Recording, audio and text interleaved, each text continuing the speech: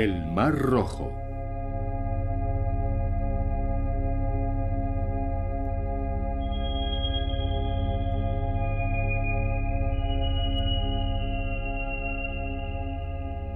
El Mar Rojo. Un paraíso de Oriente. Un lugar silencioso, poderoso y diverso.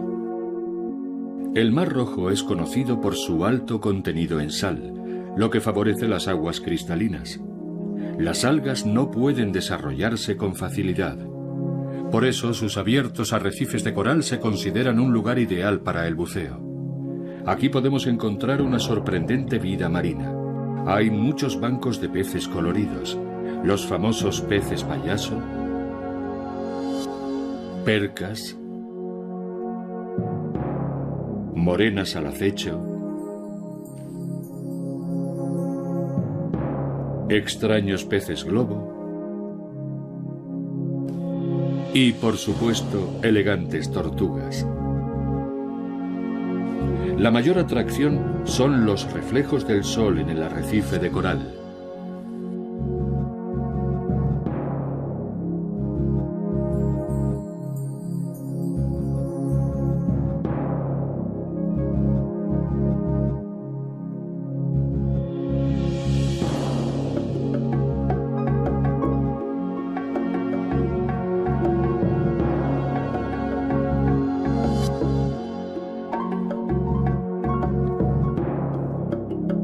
Desde la órbita terrestre se reconoce con claridad la forma alargada del Mar Rojo.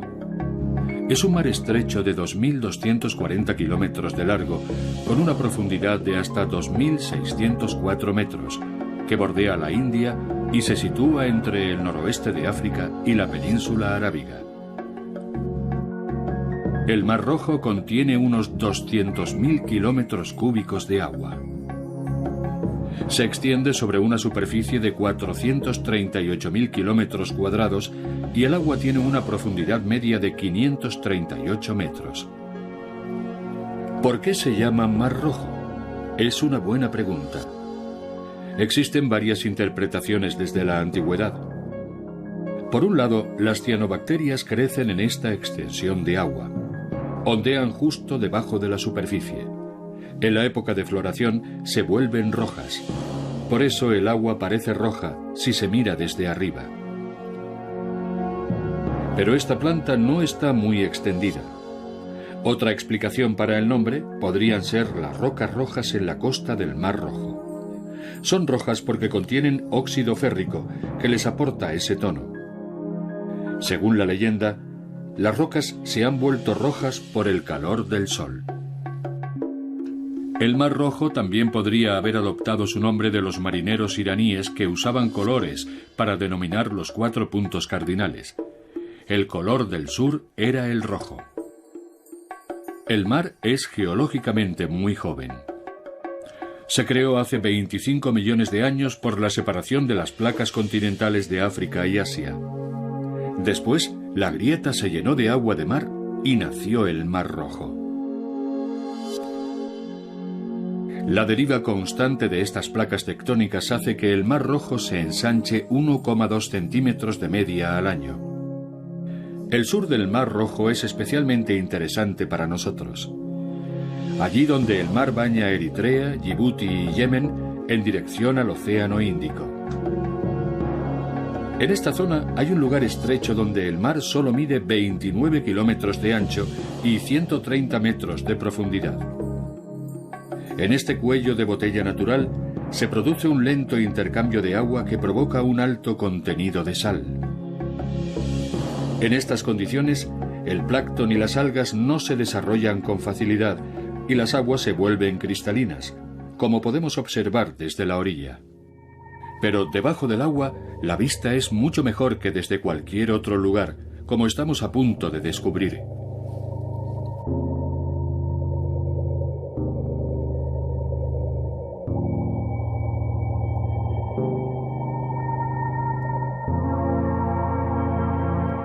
La criatura más extendida es también la más importante: el coral. Los corales de fuego y las madréporas, los corales pedregosos, son los mayores constructores del gigantesco arrecife del Mar Rojo.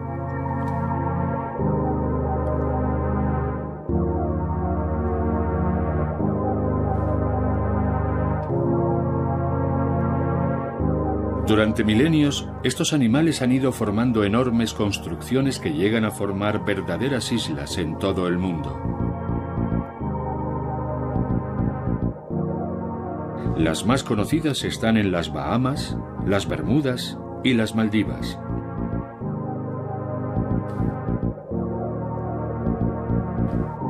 Esto se produce porque los corales, que pertenecen al grupo de los nidarios, excretan perpetuamente piedra caliza. Las zooxantelas, microorganismos que viven en el interior del coral, ayudan al organismo a formar caliza. Viven en simbiosis, lo que significa que se nutren y se cuidan mutuamente. Estos corales son muy sensibles a la temperatura del agua. Tienen que estar siempre entre 20 y 29 grados centígrados. Por lo tanto, la mayoría vive en aguas poco profundas, tropicales y luminosas. Los corales de fuego y los pedregosos son en realidad colonias gigantes de pólipos. Cada pólipo mide entre pocos milímetros y 1 centímetro. Además del aporte de sus simbiontes, los corales se nutren principalmente de plancton que atrapan con sus tentáculos. Los corales de fuego reciben su nombre por sus nidocitos o células urticantes con las que pueden atravesar la piel humana e inyectar un doloroso veneno. Los síntomas son comparables al contacto con una ortiga, pero el dolor puede persistir entre 2 días y 2 semanas. Las heridas pueden dejar marcas visibles para toda la vida. Por eso, los buceadores tienen que poner mucha atención para no caer en el error común de confundir los corales de fuego con algas. En cuanto a su distribución entre animales sésiles, los corales de fuego son un éxito. En su lucha por la luz y el espacio vital, los corales de fuego superan a sus oponentes con eficacia. Estos corales también cuentan con los llamados pólipos de defensa, que son más grandes de lo habitual y se usan en la lucha por un lugar en el arrecife. Sirven para picar el tejido del rival y destruirlo con veneno. Pero los peces que vemos aquí no están muy impresionados. El caprodón, un tipo especial de perca. De hecho, para ellos es más bien lo contrario. Viven en grupos de miles y usan las formaciones complejas del coral para esconderse de sus depredadores. Lo más interesante es que la mayoría de estos peces son hembras. Normalmente solo 1/5 parte son machos. Al principio, los peces adultos son siempre hembras que más tarde se convierten en machos. Pero eso ocurre en la mayoría de los casos cuando muere un macho. Cuando eso ocurre, la hembra más fuerte del grupo se transforma en macho en un par de días y ocupa su lugar. Otro habitante del arrecife es el coral blando. Aunque pertenece a la misma familia que el coral de fuego y el pedregoso, su estructura es completamente diferente. Mantiene la estabilidad con la presión interna del agua. Sus miembros y sus cepas no están cubiertos de pólipos. Están situados en el extremo de los brazos. Los corales blandos suelen ser marrones, amarillos o verdes. Si viven en la sombra, tienen un color rojo, naranja o morado chillón.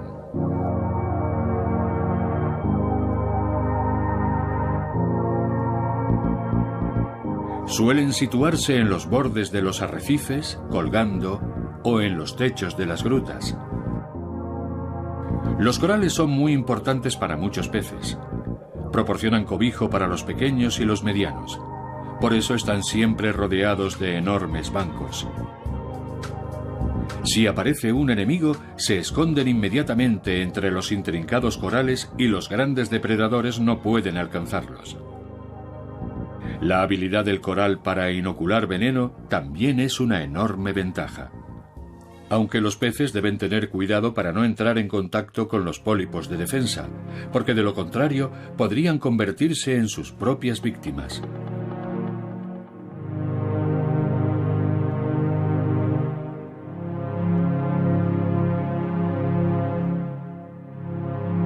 Debido a las barreras naturales y al entorno que influye en estos animales de una forma especial, se han desarrollado muchas especies endémicas que no se encuentran en ningún otro lugar aparte del Mar Rojo a lo largo de millones de años.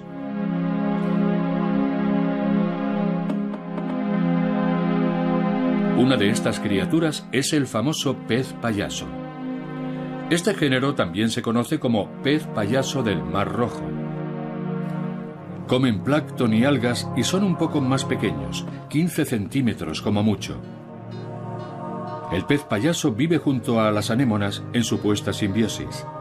Eso significa, como acabamos de aprender con los corales, que dos especies diferentes se benefician de vivir juntas. Sorprendentemente, los peces payasos son capaces de vivir con las anémonas a pesar de que sus nidoblastos son tóxicos.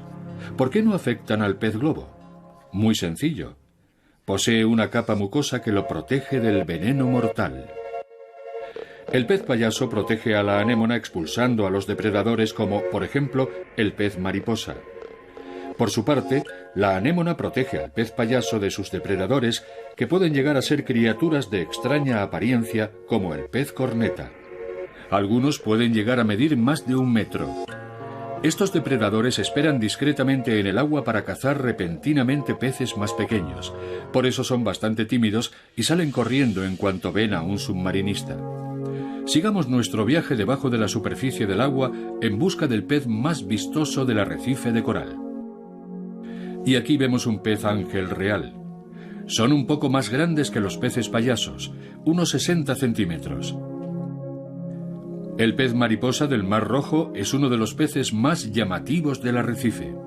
Se distingue de otras especies semejantes y de otros peces mariposa por su color. La mayor parte del tiempo vive en pareja y, a veces, en pequeños grupos también. Otro pez del Mar Rojo que pasa inadvertido es el pez murciélago. Es bastante plano y alto, pero a medida que crece va adoptando forma de disco. Una característica de su color son las bandas verticales marrones. Gracias a este contraste, algunos depredadores no pueden reconocer la forma del pez con facilidad y piensan que son hojas ondeando en el mar. Cuando son más adultos parecen más plateados y grises, así que pasan todavía más inadvertidos. A pesar de su discreta apariencia, el pez murciélago es muy activo y curioso. Los buceadores suelen encontrarse con los peces murciélago mordisqueando el equipo de buceo o atrapando las burbujas de ascenso. El pez estandarte escolar debe su nombre a su hábito de desplazarse y convivir en grupos. Sus colores principales son el negro, el blanco y el amarillo.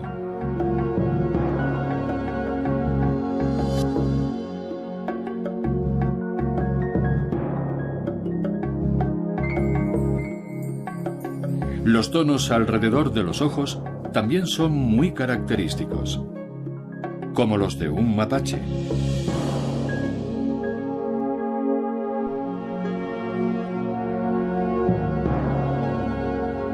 Aquí vemos a un pez ballesta de margen amarillo. Esta especie vive en solitario o en pareja. En época de cría construyen grandes cavidades de hasta 2 metros de diámetro, en los que la hembra deposita hasta 500.000 huevos. Los padres lastran hacia abajo las bolsas de huevos del tamaño de un puño con la ayuda de ramas de coral y los supervisan hasta que eclosionan.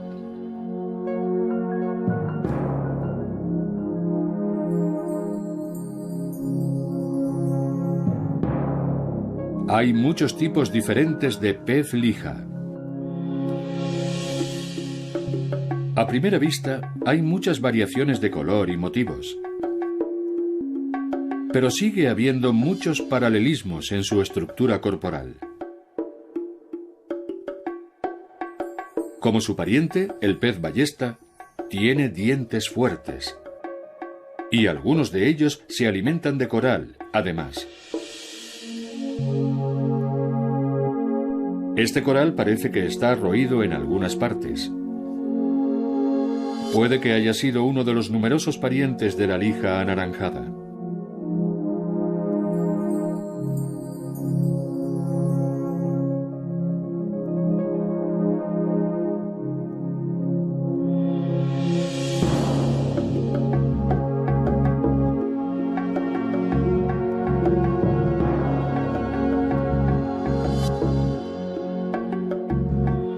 Muchos habitantes del arrecife se alimentan también de algas o de otras plantas flotantes, si se presenta la ocasión. Hay muchos tipos de peces plateados brillantes, como por ejemplo el pez conejo.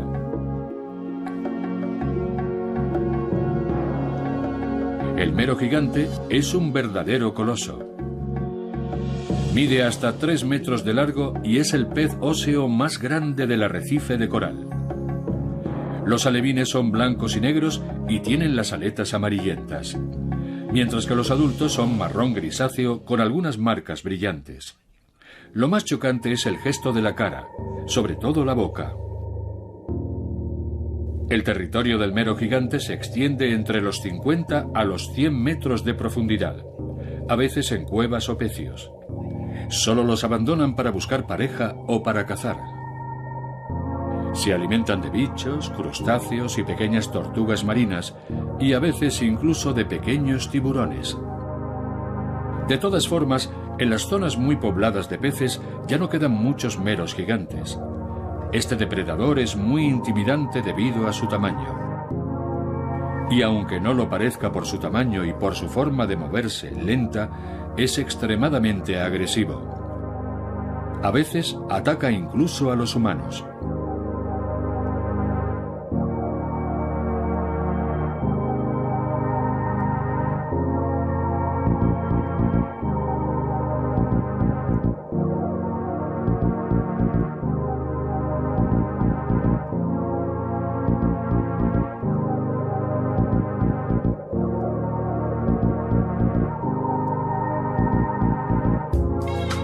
A 35 metros de profundidad encontramos al pez ballesta negro. Este pez es el más grande de su especie y puede llegar a medir hasta 40 centímetros de largo. El nombre del pez se debe a un mecanismo que lo protege de sus depredadores. Utiliza sus fuertes aletas para sujetarse al arrecife de coral y no ser arrastrado contra su voluntad. La enorme variedad de distintos tipos de pez es realmente impresionante. El fondo del mar es un verdadero paraíso para los peces. Pero también queda mucho por descubrir sobre la superficie del agua, incluso para los humanos.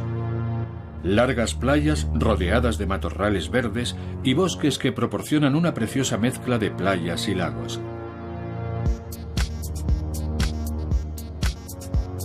Las largas playas de arena a lo largo de la costa invitan a pasear con el aire húmedo y salino. No solo los buceadores disfrutan de las grandes masas de agua. Resulta atractivo para cualquier persona que quiera participar en actividades deportivas o simplemente relajarse y disfrutar.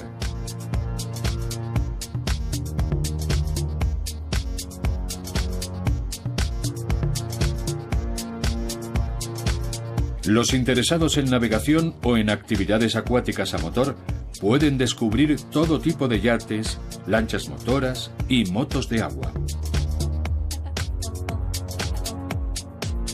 Aún así, no se puede negar el hecho de que la naturaleza del Mar Rojo sufre la influencia del hombre también. Sobre todo, las aguas residuales contaminantes o la pesca salvaje hacen mucho daño al ecosistema. Otro impacto pernicioso del turismo es el anclaje salvaje. Las anclas desgarran partes del arrecife de coral y lo destruyen. El turismo de inmersión también ha tomado unas dimensiones abrumadoras. Sin embargo, las iniciativas por la conservación de la naturaleza, las zonas protegidas y otras restricciones ya han provocado un cambio significativo. Pero la gente necesita hacer un esfuerzo mayor para vivir en comunión con la naturaleza, porque algunas especies del Mar Rojo están en peligro. Una de ellas es la preciosa tortuga marina.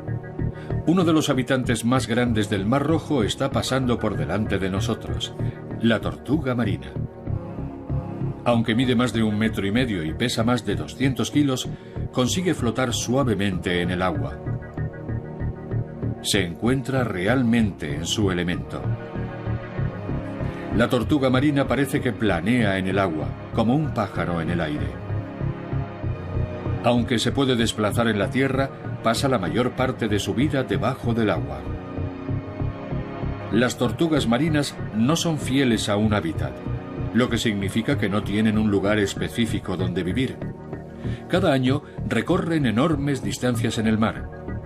Cuando son todavía jóvenes, se alimentan de cangrejos, medusas y huevas. Pero cuando son adultas, se convierten en vegetarianas. Las tortugas marinas pueden vivir hasta 50 años.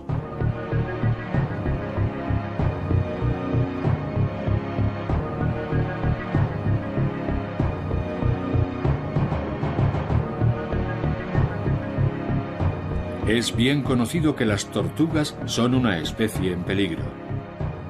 La razón principal es que en muchos países asiáticos se las considera una exquisitez y fabrican joyas y amuletos con el caparazón. Desde 1979, la caza y el comercio de tortugas marinas es ilegal. Pero miles de ellas siguen muriendo cada año por la caza furtiva o por caer accidentalmente en las redes de pesca de camarón.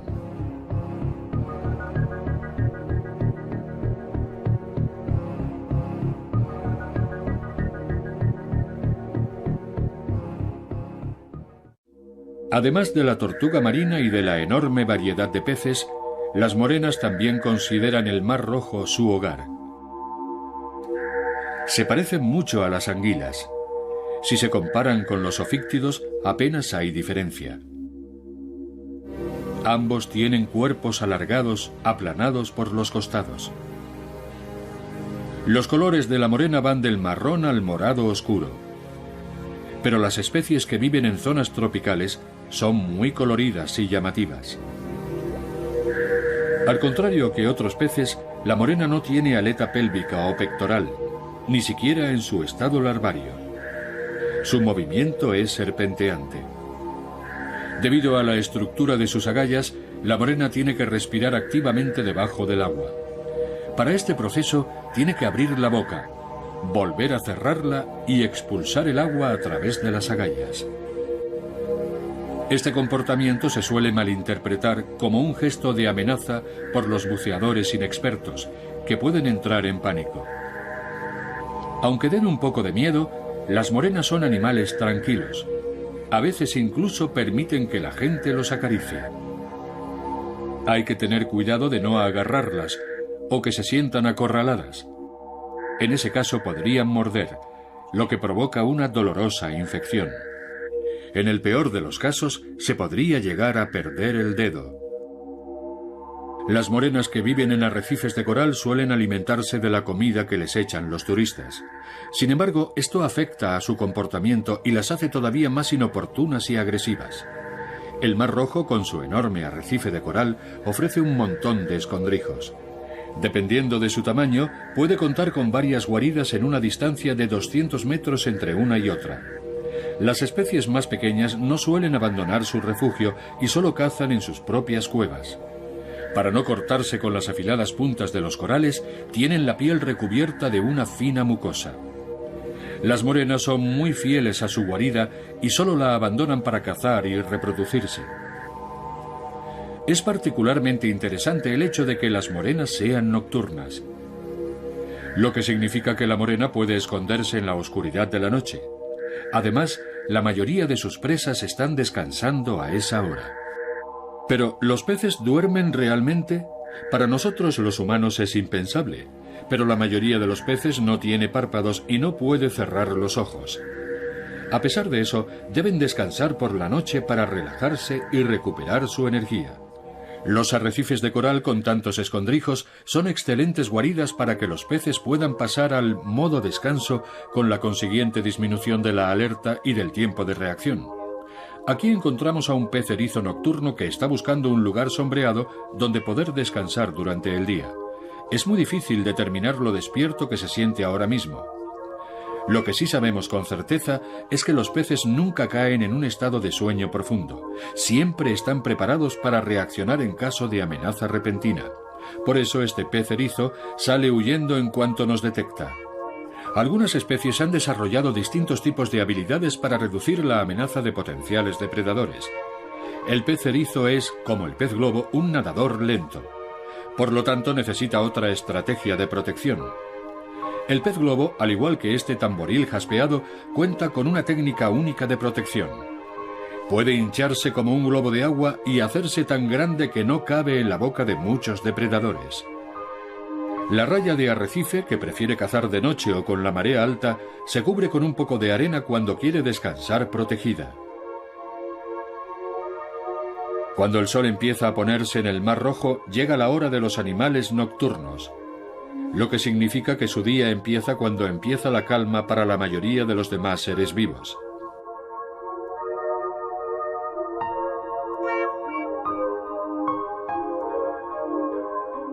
Lento pero seguro, el sol desaparece tras el horizonte creando una atmósfera de ensueño.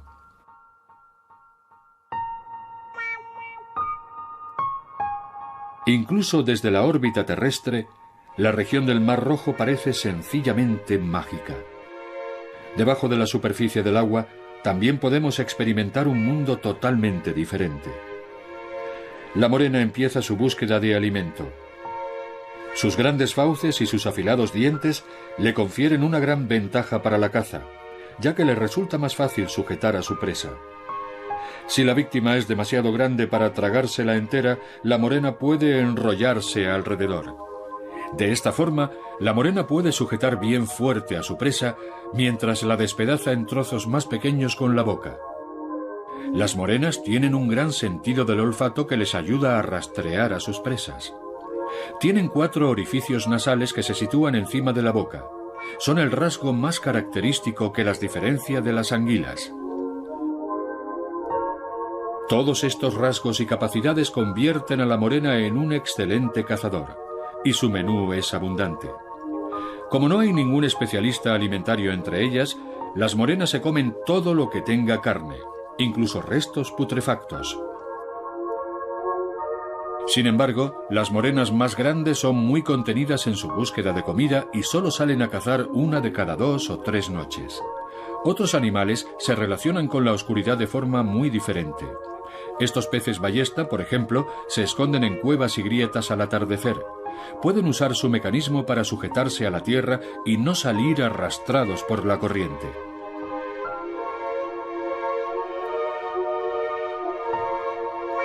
Las tortugas marinas también usan la táctica de la cuña para descansar un poco en algún lugar sin que las molesten. Esto es lo que hacen principalmente cuando se sienten acosadas por otras criaturas grandes. Por ejemplo, buceadores prepotentes que nadan detrás de ellas sin descanso para intentar grabarlas. Bueno, por lo menos la apariencia de la tortuga nos lo muestra claramente y por supuesto queremos respetarlo. Las tortugas marinas tampoco pueden darse el gran lujo de descansar en la oscuridad. Para las tortugas que viven en aguas abiertas en especial, la noche es un asunto aparte. Durante la temporada de cría solo nadan de noche y viajan unos 2000 kilómetros hacia el este. Se dirigen a la playa en la que nacieron y usan el campo magnético de la Tierra para orientarse. Cuando llegan a su destino, cavan un agujero y depositan los huevos siempre en la oscuridad de la noche. A simple vista, sus huevos se parecen mucho a los de los pájaros y las gallinas. En la época de cría, innumerables tortugas ponen sus huevos en la misma playa donde serán incubados por el sol. Es curioso que el sexo de la cría se determina en este momento.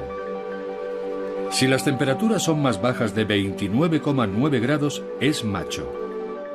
Si son más altas, es hembra. Como todos los huevos se ponen más o menos al mismo tiempo, hay muchas tortuguitas eclosionando al finalizar la temporada de cría.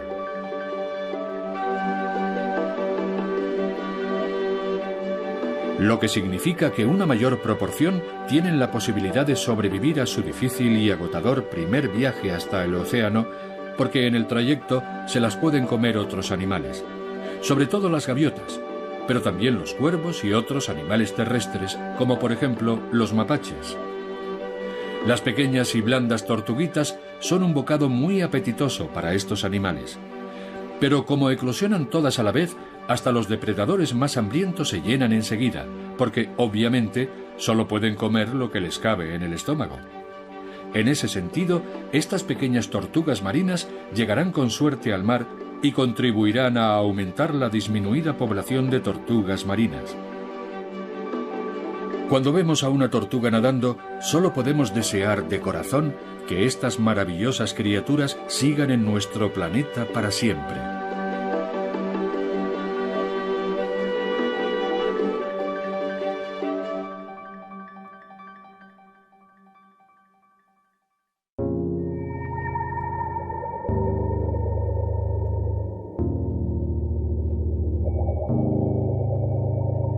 Vuelve a caer la noche en el Mar Rojo. Los depredadores nocturnos salen de sus guaridas.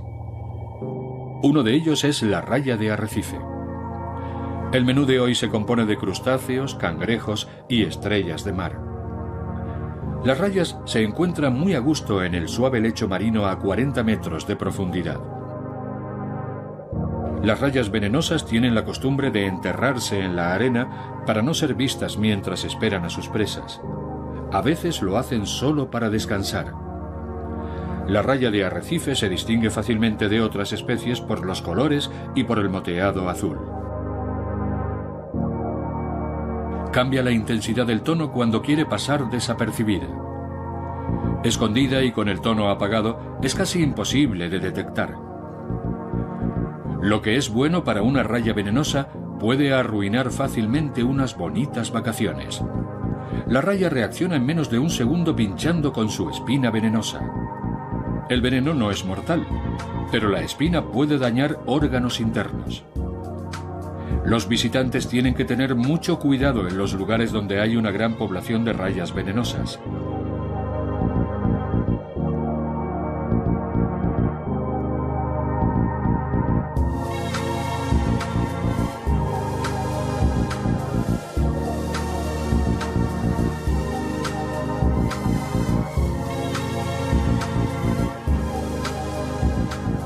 Los grandes parientes de la raya venenosa se comportan de forma diferente.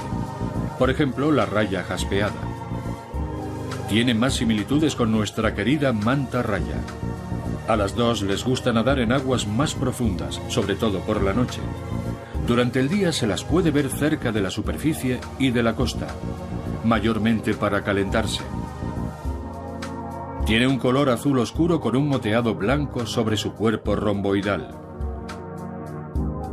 El abdomen es blanco con algunas manchas oscuras aquí y allá. Desde la cabeza hasta la cola pueden llegar a medir 3,3 metros de largo y 3 metros de ancho. En la cola tienen una espina con pinchos para defenderse de sus enemigos. Esperemos que no tenga que usarla en su descenso a las aguas profundas y oscuras.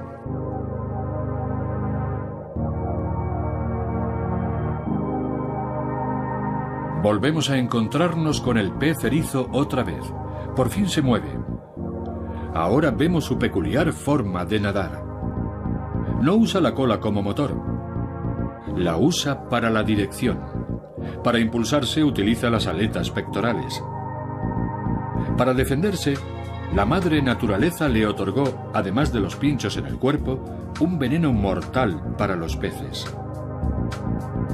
Hasta los humanos que coman partes del pescado con restos de veneno corren el riesgo de morir.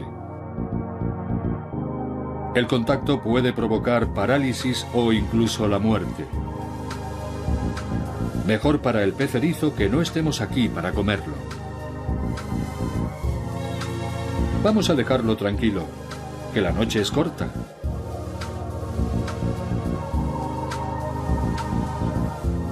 La noche tranquila y el precioso silencio es muy romántico. Hasta la morena se da cuenta y lo agradece. Sale de noche para buscar pareja. Pero, ¿cómo se reproducen los corales? La mayoría de los corales blandos son machos o hembras, pero un pequeño número de ellos es hermafrodita.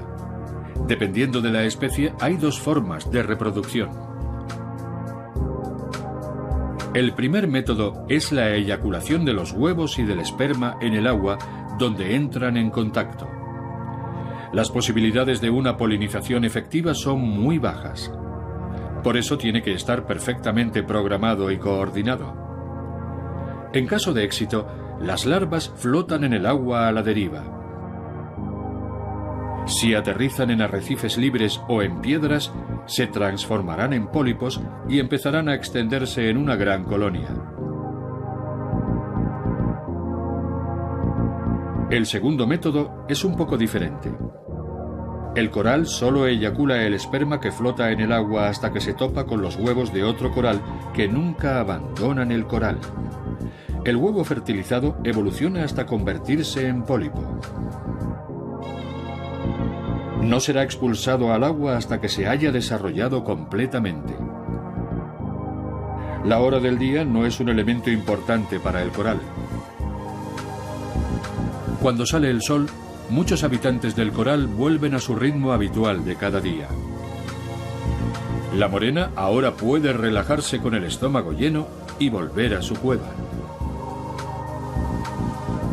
Espera a que termine el lábrido limpiador azul. El pez trepa a la boca de la morena para comerse los restos de carne de los dientes. Es una ventaja para los dos. La morena tiene los dientes limpios y el lábrido limpiador azul se alimenta. La mayor parte de los peces que viven en el arrecife empiezan a estar muy activos. En este medio, los peces que van en grupos o bancos cuentan con una ventaja estratégica. No solo los pájaros viven en grandes grupos, los peces también. Pero no todos los bancos permanecen todo el año. Algunos peces solo se juntan durante 2 meses, otros solo cuando la situación lo requiere. Los bancos se dividen en 2 tipos, los regulares y los irregulares. El jurel, el pez mariposa y la catalufa pertenecen al grupo regular. El banco se compone de peces de la misma especie y edad y siempre tiene el mismo número de miembros. Si un miembro se queda solo, se siente nervioso, confuso y desorientado.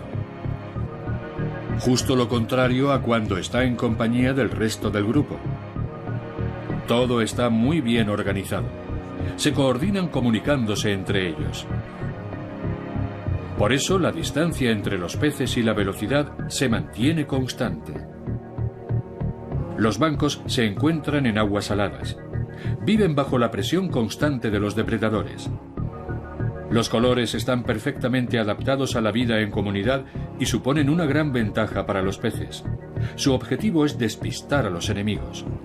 Además de los bancos regulares, también existen los irregulares, que tienen muchas similitudes con el primer grupo.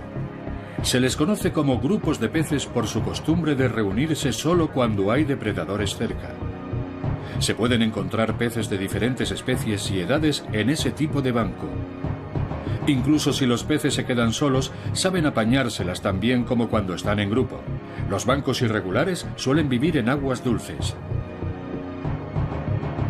Nadar en grupos o bancos tiene la ventaja de que es más probable sobrevivir al ataque de un depredador.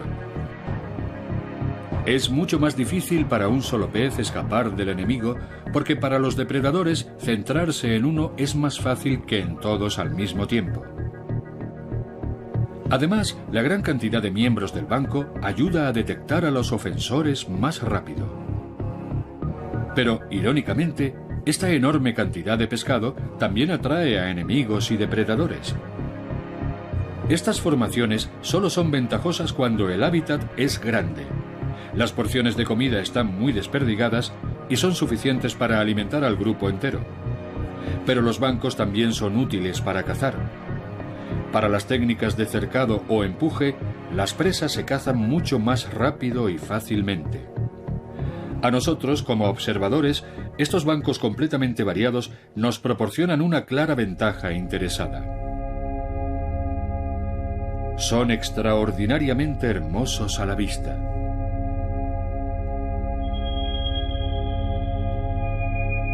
Es increíble cuántas habilidades y estrategias se pueden encontrar en las criaturas del arrecife que comparten el mismo hábitat, pero lo usan de formas completamente distintas. Con tanta diversidad, se crea un gigantesco tipo de organismo cuyo componente más pequeño aporta su pieza al puzzle, que es mucho más que la suma de sus partes. Nuestro viaje por el arrecife ha terminado, pero el Mar Rojo siempre merece una visita. En la variedad de sus habitantes siempre hay algo nuevo que descubrir. Y dicho esto, adiós y hasta la próxima.